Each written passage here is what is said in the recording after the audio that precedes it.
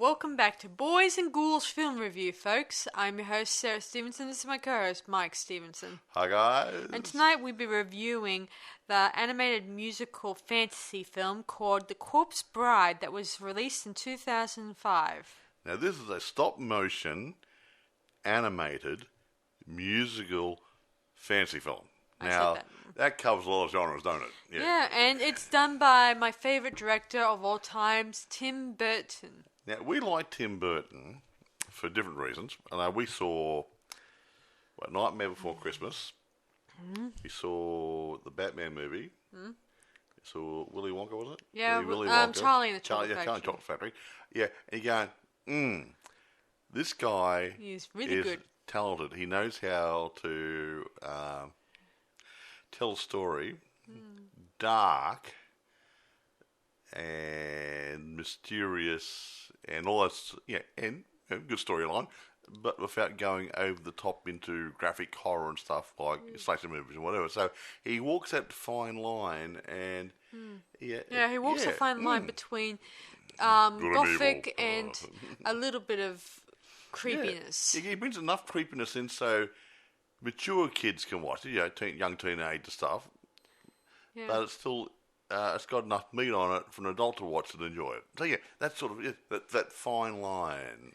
Yeah. So it's what I do enjoy Tim Burton's stuff, and as I said before, he's beyond anyone's. He goes beyond when it comes to animation. When they made Timmy Burton, they threw the mold away. Yeah. I didn't know there was mold on him. All I know is Disney failed to understand him. He worked for Disney, did he? He worked for Disney. Yeah. They tried to put him on the Fox and the Hound at one point, but his images of the Fox and the Hound were a little more creepier darker, and less kiddie orientated. Yeah, he said, "Hey, I got a better idea here. No, we're not going to have vampire foxes and stuff, and all night living dead foxes." Yeah, it took him a while to break into getting them to see his side, but. I'm glad he did. I've said, look, even with the Batman one, we need to take something like a comic, which is fantasy and fiction, in a big way, and you transfer it to movie. He captured the comic in film as a not quite real, but not quite fantasy, somewhere in the middle there. Exaggerated sets and whatever. It's just something creepy about that Batman. It was Batman Returns. Which one was it? It was both, Mike. Both the 1989 one and the Batman Returns one. They were both his. Yeah, and he got something about it. He's a very talented man. He's very insightful. Anyway, here we go. Produced by Tim Burton and Alison Abate, maybe. Directed by Tim Burton and Mike Johnson. I believe Tim Burton actually, in this case, didn't actually direct. He told Mike Johnson what he would like, and Mike Johnson actually did it while Tim was doing other things, overseeing other parts of the project. So he was really a director, but Mike followed Tim's instructions and delivered. I guess that makes sense. No, well, when you're doing all the animation and working with puppets and still stop frame and stuff, you can't be in two places at once. So he relied on Mike Johnson to do what he wanted him to do. Yeah, interesting thing about this movie is it has some familiar faces or familiar voices, I should but we'll say, go through them shortly. Whom have been contracted to Tim Burton for, say, a few years. Well, so some people keep rolling around, but anyway, I'm not quite finished yet. Okay, go on. Screenplay was by John August, Caroline Thompson, and Pamela Petler, based on original characters created by Tim Burton and Carlos Granchel. Now, budget $40 million. At box office 118. Now, I don't know what it did in home media, but I reckon it's done a lot more in home media as well. So it made some good money. Now, Sarah will go into the story shortly, but I will go into some of the cast. Not everybody. We have the leading voice. Johnny Depp plays Victor Van Dort. He's a timid little man who's going to be forced into a marriage so his family and another family can marry for whatever reasons. One needs money. I think the bride's family supposedly is rich, but they're poor. They've lost all the money, and they want money that Victor's parents may have, but they don't have that much money either. So, but they want social standing. Anyway, moving right along, Helena Bonham Carter, she's a darling. She plays Emily, the corpse bride. I won't go into too much, but obviously she's dead. Emily Watson plays Victoria Everglop, which is Victor's intended bride, a living one.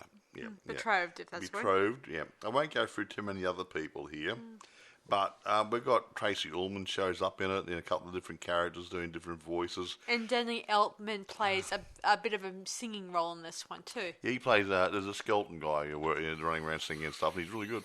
I didn't know Danny could sing. We got Joanna Lumley, Albert Finney, Richard Grant, Christopher Lee plays a really strange priest trying to organise the marriage vows and everything.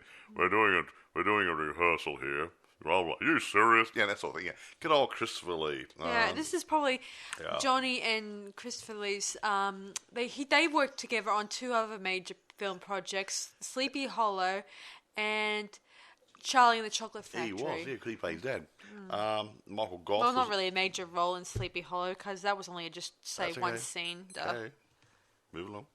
I'm trying to go for the cast. No, I'm just saying. There's a few people here. Michael Goff was in it.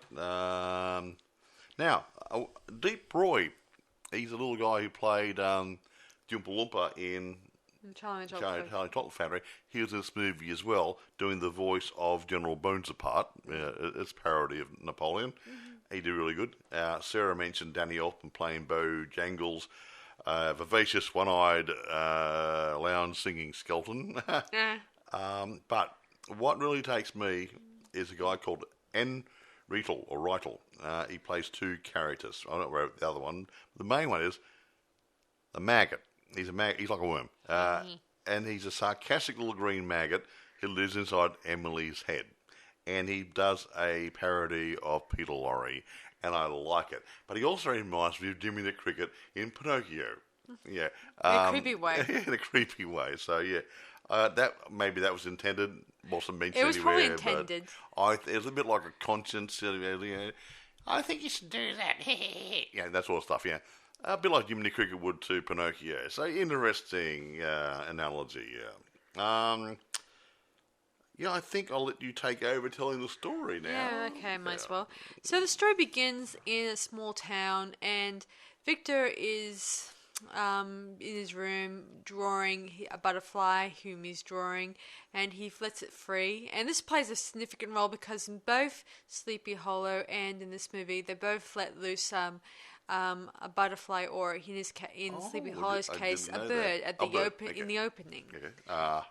Yeah, playing a bit of a significant role. Don't know what was going on in Tim Burton's mind or whoever wrote it, but it's written in there. It's pretty. Anyway, so now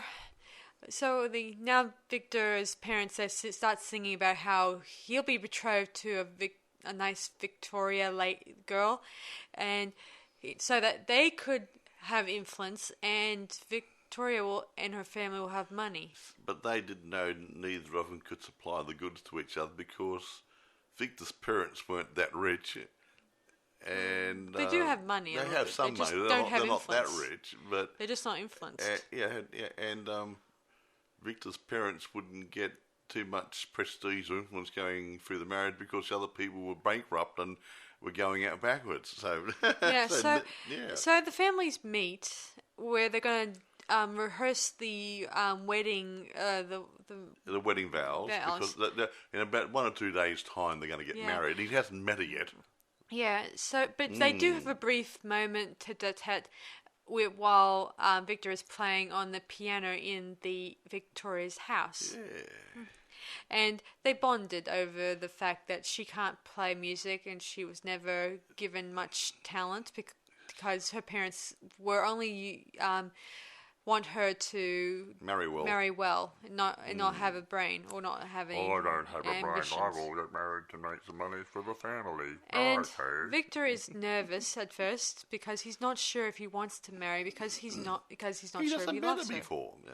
And so they rehearse it, and he's nervous. He starts tripping over his lines, and after say 3 hours, he's still tripping. And the priest says, "You're not serious. We're not going to have a marriage." Blah blah blah. So he walks out, or staggers out. The Victor, and he starts to go out in the local woods near the cemetery or wherever.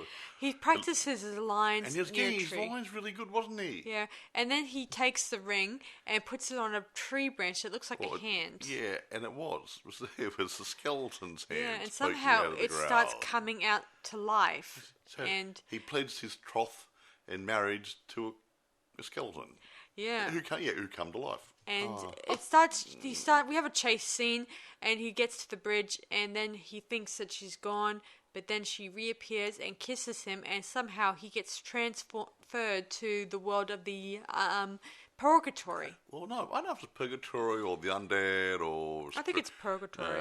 Hades. I don't know, it's not hell, but it's just a netherworld. Netherworld, that's a good word for it. I think both purgatory and netherworld. I think that's the world between land of the living and land of the dead. So then sort of in between, and that's why he's there.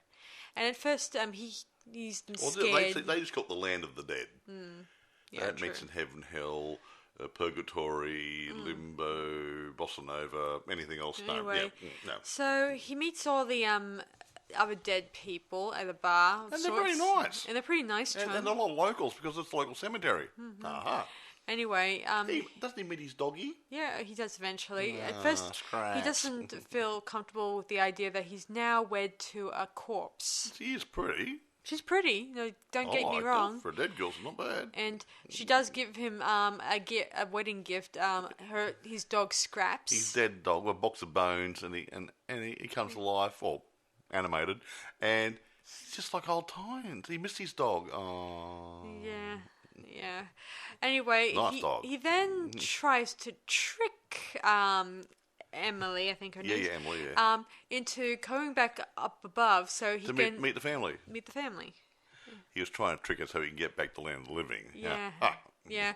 So they do, and he tells her to stay where she was so she can get his family or something. But he actually goes to his betroval's house. Yeah, Victoria's place, yeah. And tell her that he wanted to say the vows to her. He was just nervous. But now he's married to a corpse. And she didn't quite believe him somehow, did she? Yeah, and then she sees Emily at the window, and then Emily pulls Victor back to the underland of the Neverworld, and he yells out to Victoria, and too late.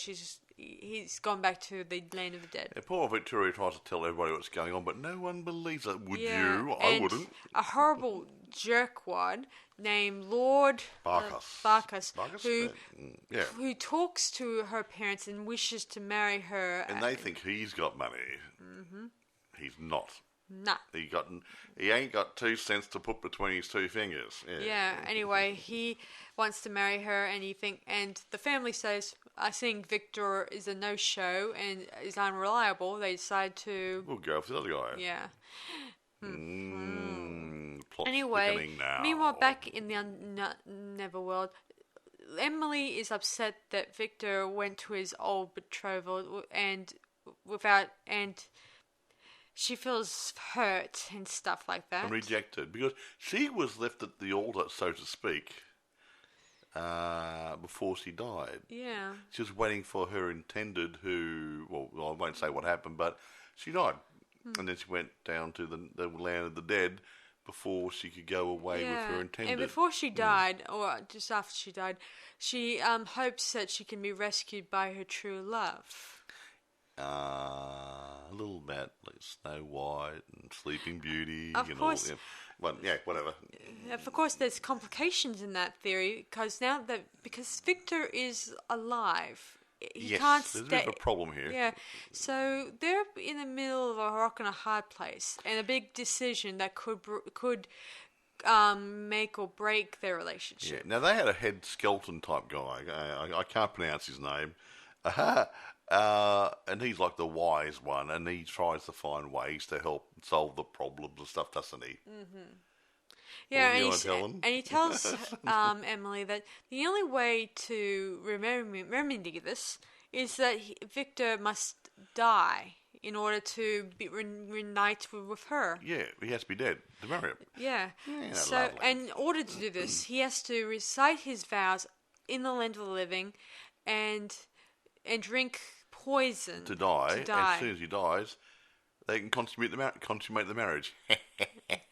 Anyway, at first it sounds a bit life-threatening, but he wants to do it. Yeah, and he finds out during this scene that Victoria is getting married to someone else, and I guess he has no one else other than Emily. And the land of the dead doesn't seem too bad because these people down there aren't too bad, are they? Yeah. Very nice folk. He then says, well, let's do this. But let's do it properly. Yes. We're going to have the marriage up in my church upstairs. So he organises with all the dead guys to arrange and organise themselves so they can all come to the wedding ceremony upstairs. Of the land of living. So his outfit needs a bit of repairs, but luckily enough, The spider sewed his clothes up. Love silk thread as well. And they make an awesome wedding cake to die for. Seriously, to die for. But it was a green one. Yeah, you wonder. Well, it wasn't green. It was actually white, but with skeletons around the... yes, I had skulls around it. That was it so looked cool. A bit green to me, but maybe it could have been the lighting. I don't know. It could have been lighting. Anyway, meanwhile, while all of this is happening, Victoria and Barkis are getting married, and of course, Victoria is the least happiest person of ever wanting this. And who could blame her? He's a total jerk. The guy she thought she loved is married to a dead lady, and the guy she doesn't want is the husband. Yeah, I can see a problem. Yeah. During their what do they call that wedding party thing that you have after a wedding, but wedding breakfast. Yeah, wedding breakfast. Everyone was really happy. Yeah, However, while they're sitting there, like looking at a funeral or not. Well, it's appropriate because they're sitting down there, and Lord Barkis is talking, and all of a sudden these dead people start coming into the room. And then all the dead start to walking around the town, and some of them get freaked out, but then some of them recognise that they're old loved ones. That's my dead husband, my dead wife, my father, my mother, that sort of stuff. Yeah. And they're reunited with their friends and dearly family. Departed. Yeah. Anyway, they head to the church with their old friends, and Victoria finally tells Barkis that, guess what? I have zero money, and you've just married a woman who's just has no money as you do. Yeah, but he felt a little bit cheated, but she's still mine. Yeah, she heads to the church and she watches the ceremony in the back row, and Victoria sees her, and Emily sees her, and she then says, her gesture says that she doesn't want him to. Emily kill doesn't himself. want him to die because she looks at the living bride, Victoria, and says she knows what she's going through, and said no, it's not fair to her. Yeah, so she then Barkis comes in clapping in a sarcastic manner, in a horrible way, and he drags Victoria off the altar and holds a sword to her throat. And she's my wife anyway. Rah, rah, rah. But of course, Victor... Emily... then Victor steps forward and says, take your hands off her, in the most... assertive way. But doesn't Emily then say, you're... Oh, yeah, she recognises Barkis, and he's the man she was tempted to run off with to get married to. And he's the one who stole her money and killed her and left her in the woods. Yeah, this shocks all the dead people in the church. And the dead people want to do something, but the head dead person says, we can't do anything while he's in the land of the living. So Barkis and Victor fight it out with sword and fork. So, Victor got thrown a fork, a dessert fork or something or other. Whatever. And then the other guy, and Barkis had a sword, and he did quite good with a fork. Yeah, he scratched him. Yeah. Of course, in the end... Barkis sort of wins the fight, and he picks up this goblet of wine or whatever. And he toasts Emily in in a nasty way, saying always the bridesmaid, never the bride. He takes a drink, not knowing it was poisoned. Yeah, and he chokes, and then his face goes a bluish green colour. And then the dead guy says we can get him now. He's one of us. Yeah, and they all chased him through to the room there, and we don't know what happened to him, but we don't believe it was very pleasant. Anyway, now that Victoria is probably now a widow. Well, she's married. She's free to marry, and Emily was released from her curse or her desperation or whatever because she's a piece. Victor says he promised to keep his promised to marry Emily, but she says that you kept your promise, and she allows Victor to marry Victoria. Nice. And did the dead folks stay there once the wedding? No, they actually went into the other room to kill. Oh, that's right, to kill the other guy. Marcus. Not kill him, but maybe probably do something. Would be a nice time in there. Anyway, she turns into the church's doorway, and slowly she throws the bouquet that she's been carrying throughout this movie into Victoria, and it's sort of kind of the flowers kind of came back to life a little bit. Yeah, they came back. They were dead flowers. Hey, that's a good name for a Rolling Stone song, isn't it? They were dead flowers, and they bloomed back to a nice bluey colour. Yeah. And Emily slowly transforms into a bunch of butterflies and flies off into the night. The sky. Yeah. I like to think that she's going off to the afterlife. Yeah, and to be at peace. Isn't that nice? And now, the end. The end. Fade to black. Okay. Now, I'm not going to talk too much about too many things here because I could go on for hours and hours, and maybe a few more hours. I can tell you guys, this is based off a Russian folk tale. Russian Jewish. A Russian Jewish folk tale, which Tim Burton was told about the year when he was working on Nightmare Before Christmas. He was made aware of it. And that's a good story. We could do something with that. Yeah, but it took him quite a while before he started mounting it, obviously. Well, yeah, but he finally got around to it, and they went in there and they did it. And this is the only Warner Brothers stop-motion animation that they ever did. Yeah. Now, for some of you guys who may not know what stop-motion is, do you want to explain it a bit? It's actually using clay figures or plastic figures or whatever models, and using a camera and taking a snapshot each time and then move it just a fraction, then do another shot, and then they put them together like 25 frames a second. I remember doing the same thing with pictures, obviously. Everyone did the same thing with cartoons. They do so many frames, a frame that, next frame, put it together. So there's a lot of work involved. Didn't you tell me what the kind of camera they used for this? Yeah. Surprisingly, they didn't go high tech. I had it written down. It was shot using a Canon EOS 1D Mark II. Wow. It's just a digital SLR, but they had something like 32 of them. Wow.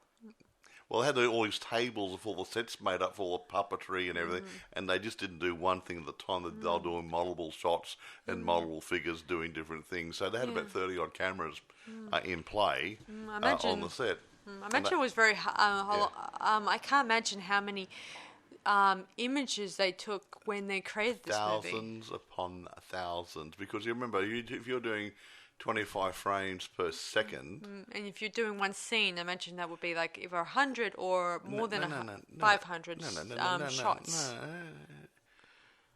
25 per second. 25 per second. 1 minute. But 25, put a zero on the end of it, is 250. Multiply 250 by 6, and that's for 1 minute. Wow. That would be a lot. That's a lot of frames to capture. I think. And they did it. But I said they did different teams. They had different camera teams, different lighting teams, different working in different areas at the same time. They weren't doing it just one camera and one crew. They had lots of crews doing it, which made it obviously go faster. And here's something. All the vocals, they weren't done all at the same place at the same time. I see. So Johnny Depp would have been in the studio doing his lines. and Helena Bonham Carter might have been in some other studio on a different day doing her lines, and somebody was doing their lines. And they weren't actually in the same area setting. I'll stand at one microphone and you stand another microphone, different booth, and we just interact.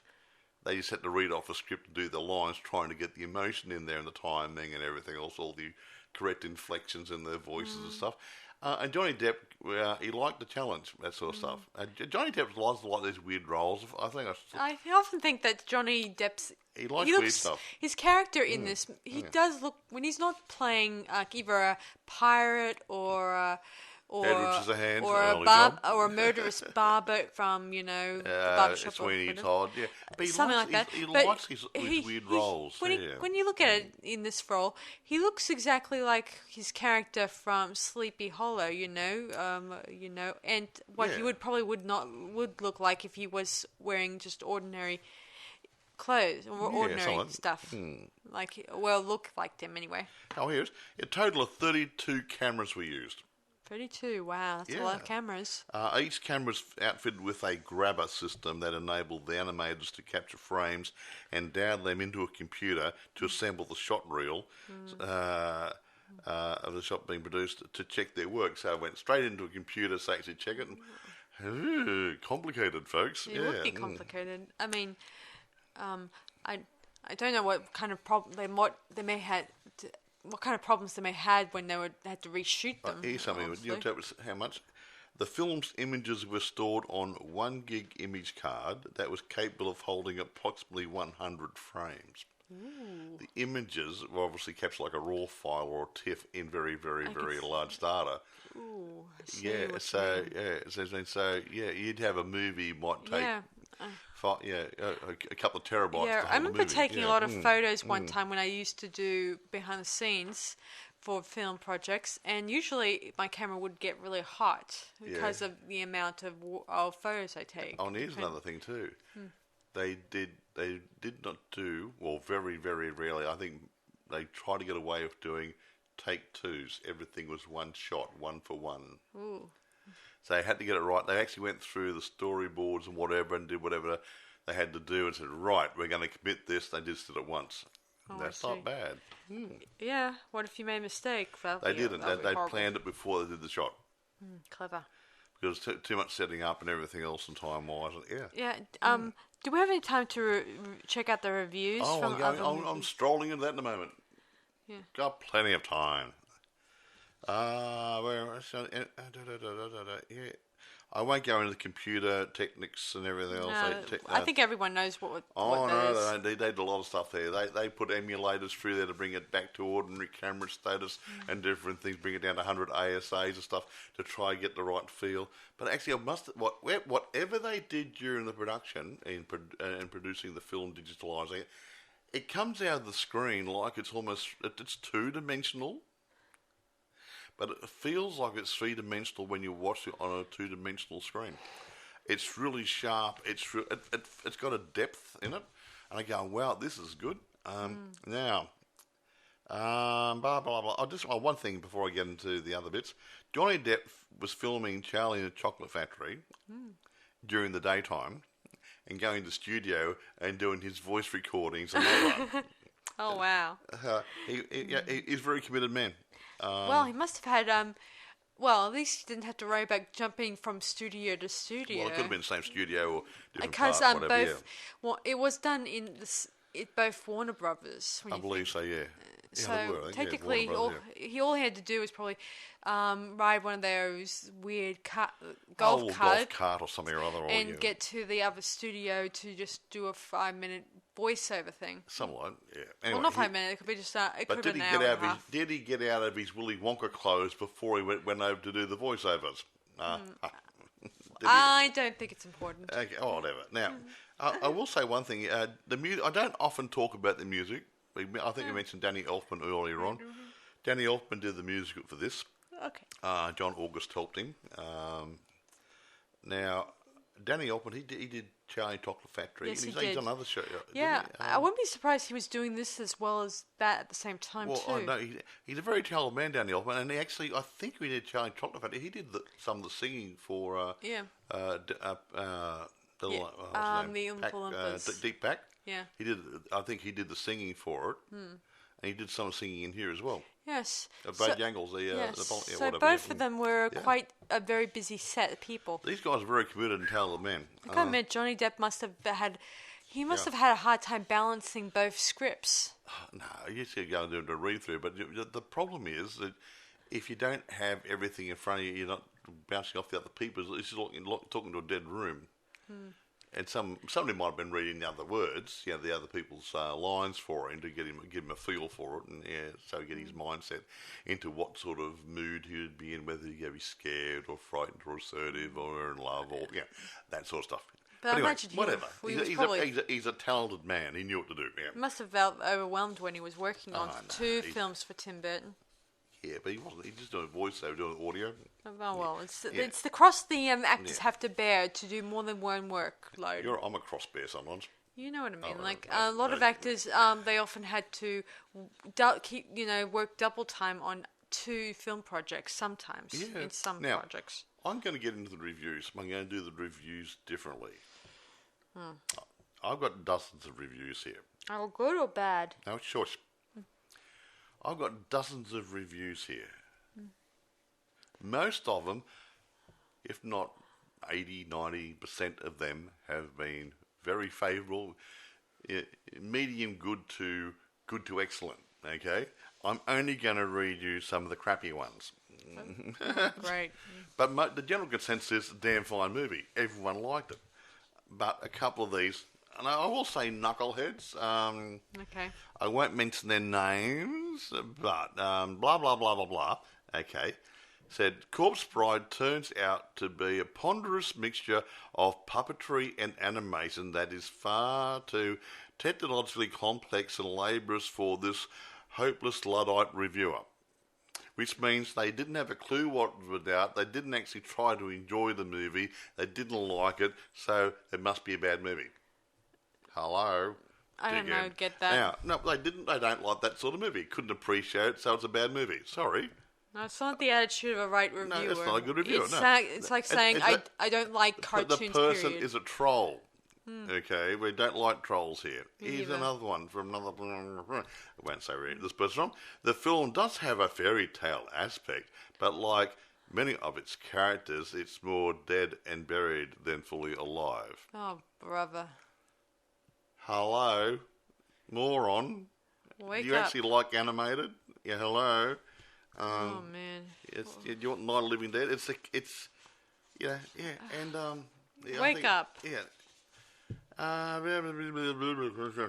Corpse Bride suffers from the same problem that has plagued Burton's recent live-action films. Live action? Wait a minute, shush.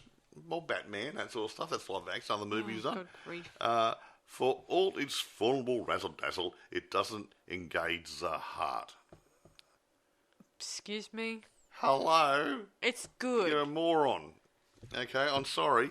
But all these other couple of dozen reports are all glowing and praising. Well, can you give us a praise? Can you give us a praising one? I would like to hear one, at least one. I mean, a good review before we say. I'll just take the first one in the list. Okay. At least. Okay. Good one. One of my favourite, couple of favourites here. Rotten Tomatoes. I often do a look at them. Rotten Tomatoes reported 84% approval rating. Oh, cool. The consensus is, as can be expected from a Tim Burton movie, Corpse Bride is whimsically macabre, visually imaginative, and emotionally bittersweet. There you go. Say nice review. Okay? At least there's one good brain out there. Metacritic gave a review about 83. Universal acclaim. Blah blah blah blah blah blah. This another one here. I won't mention names here. The macabre musical about a young bridegroom who mistakenly weds a girl from beyond the grave, as an endearingly schizoid Frankenstein of a movie by turns relentlessly high-spirited and darkly poignant. Whatever, I don't know what he's talking about. Anyway, where did they get these words? He liked it. Oh, they swallow a thesaurus and they think they know everything. They speak like they're in gibberish. No, it's words you don't use every day and going, what are they talking about? And I'm not going to sit here, I'm not going to translate it. Another one here. A wondrous flight of fancy, a stop-motion animated treat brimming with imaginative characters, evocative sets, sly humour, inspired songs, and a genuine whimsy that seldom finds its way into today's movies. Cool. Now, you think about those other people, they didn't appreciate it because they're probably maybe younger people who like a different type of movie. I don't know. Or old people who don't know what good fun is. I mean, I don't even like the fact that he kept saying these guys don't know Squiddo when it comes to. And I'm just doing these in order. The variety of its cadaverous style, is never less than inspired. Never has a human skull's natural grin been redeployed so exhaustively for yucks, whatever that means. Yeah. Yeah, it was a positive. Yeah. Blah, blah. Someone gave the B rating, which is still good. As an achievement in macabre visual wizardry, Tim Burton's Corpse Bride has to be reckoned some sort of marvel. Another one here. Blah, blah, blah. This one here. Cinema's reinvigorated fixation with the living dead suggests a way out in the grip of an impossible longing, or perhaps it's just another movie cycle running its course. Whatever the case, there is something heartening about Mr. Burton's love for bones and rot here. If only because it suggests, despite some recent evidence, that he is not yet ready to abandon his own dark kingdom, whatever that's supposed to mean. Maybe he likes doing dark movies. I don't know, but yeah. I don't know. You can't ignore him. No, it's still a positive. 4 out of 5 stars. Another one here.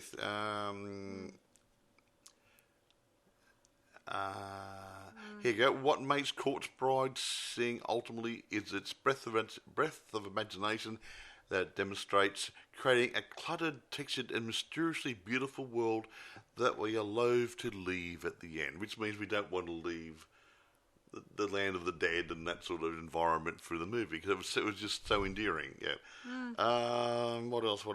Next one. Ghoulishness and innocence walk hand in hand in Tim Burton's Corpse Bride, a movie that digs into Hollywood's past to resurrect the antique art of stop-motion animation and create a fabulous bauble of a movie. It just goes on like everyone's saying how great it is, except for 3 stupid idiots who got no idea what a good movie is. Yeah. Oh, I'm sorry, guys. It's a good movie, you know. I thought the first one you mentioned was a troll. Oh, that's he just says, it's all much. I don't like it. I don't like it. Period. Yeah. It's just his term of saying it. I don't like it, so it's crap. No, it's not. You don't like it.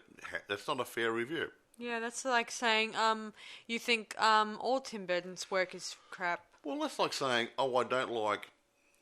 Okay, what's a good one?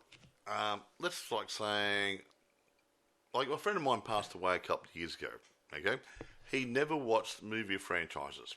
He didn't watch Star Wars. He didn't watch Nightmare on Elm Street. He didn't watch any of those sort of franchises. But he didn't walk around saying, "Oh, they're rubbish, they're crap," or anything. He just didn't see them because he didn't want to get wrapped up in franchises. Now he could turn around and say, "Oh, they're a bunch of crap, rah rah rah rah rah." But some of these franchises are damn good.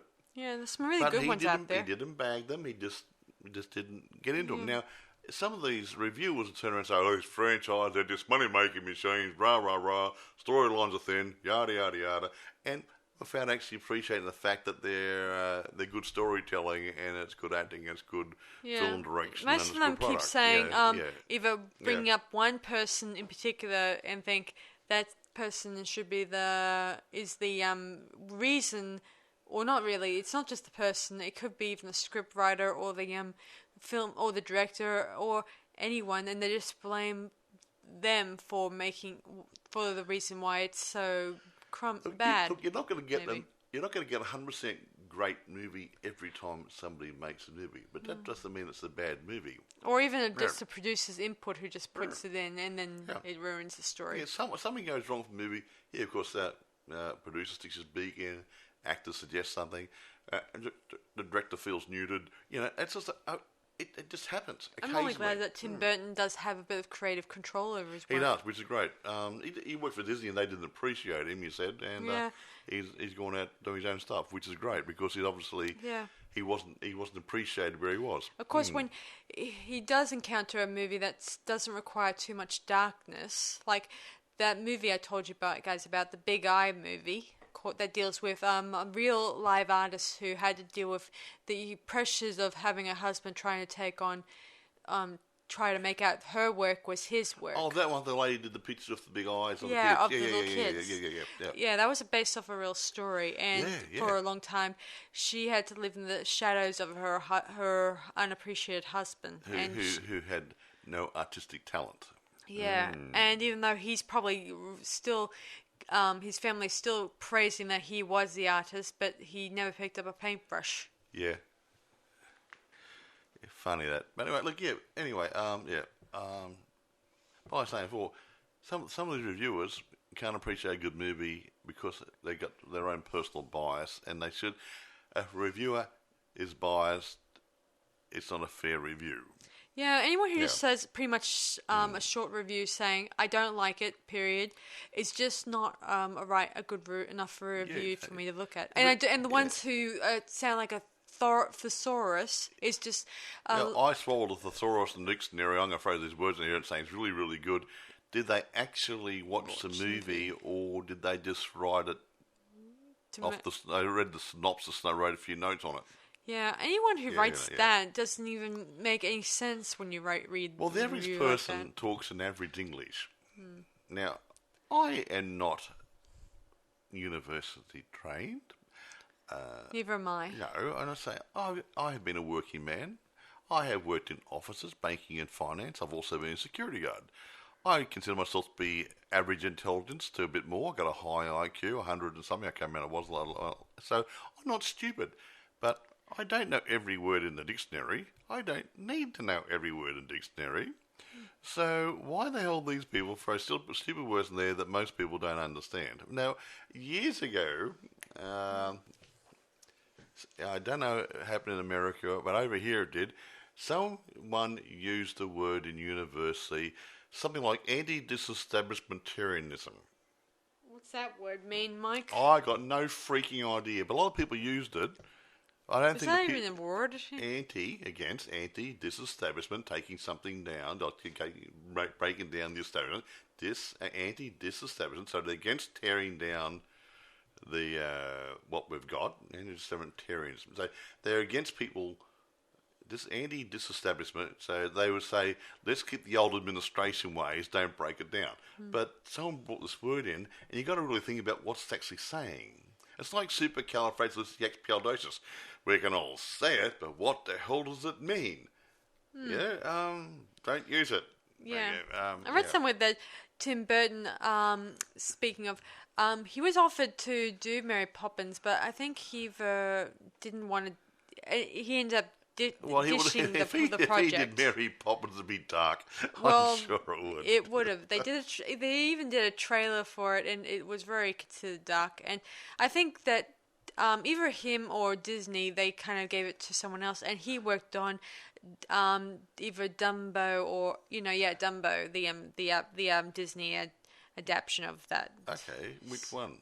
Was that redone? Yeah, he did the live action of it for with Danny DeVito and other actors. Okay, okay. Well, I must look into that. I don't know if it that was around that time, because I did hear a rumor going around that Tim Burton was going to do Mary Poppins, but it was actually, I think it was passed to someone else. It would have been a bit dark if he got on his hands on it. Because in that one, they did eventually make that Mary Poppins a little bit more lighter, like its predecessor with Julia Roberts. Not Julie Andrews. Sorry, Julie Andrews. Sorry, I got it mixed up. Okay. There's only one Julie Andrews. Yeah, she's a very charming lady. I'd like to have met her years ago, but she's still alive, Mike. Okay. Well, no, she's getting older. And that's the same I could say for Dick Van Dyke, I mentioned a while back too. I thought he was dead, but no, he's still alive. Cause I saw him on a TV program years ago. He looked really old then, so wow. He's still old.